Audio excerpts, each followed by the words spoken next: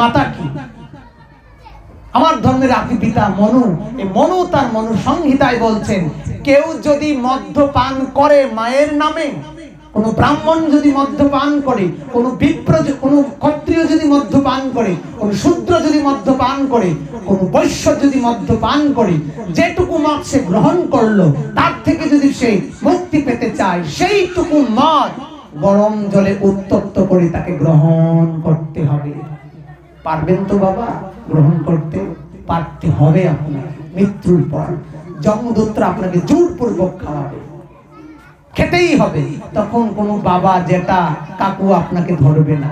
আমরা তো আঘাত পেলে ও মা, মাকে ডাকি, ও বাবা, বাবাকে ডাকি, বাবা মা ছুটে আসে, তখন কেউ থাকবে না, কেউ না। কষ্ট ভোগ করতে হবে। প্রস্তুত থাকো মা, প্রস্তুত থাকো।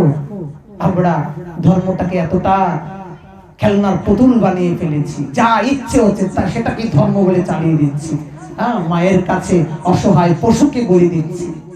বিচার করো তো, মা দুর্গা যদি জগৎ জননী হয়, তার কাছে তুমি সন্তানকে বলি দিচ্ছ। জগৎ জননী মা কি? আমারও মা দুর্গা যেমন আমার মা, দুর্গা যেমন আমার মা। একটা গাভীর মাও হচ্ছে দুর্গা, একটা পাঠার মাও হচ্ছে দুর্গা, সকলের মা দুর্গা। তাহলে এক মায়ের কাছে তার সন্তানকে বলি দিচ্ছ, প্রসাদ রূপে গ্রহণ করছো। তাহলে তোমাকেও কি করতে হবে? তুমি যদি মাকে, মায়ের চরণে মায়ের সন্তানকে বলি দিতে পারো, তবে তোমাকে একটা কাজ করতে হবে। মনে রেখো, তোমার নিজের সন্তানকেও তোমার বলি দিতে হবে। হলুদ, মরিচ, কাঁচা লঙ্কা দিয়ে কষা করে তোমার সন্তানের মাংস তোমাকে খেতে হবে। কেন পারবে না? কেন পারবে না?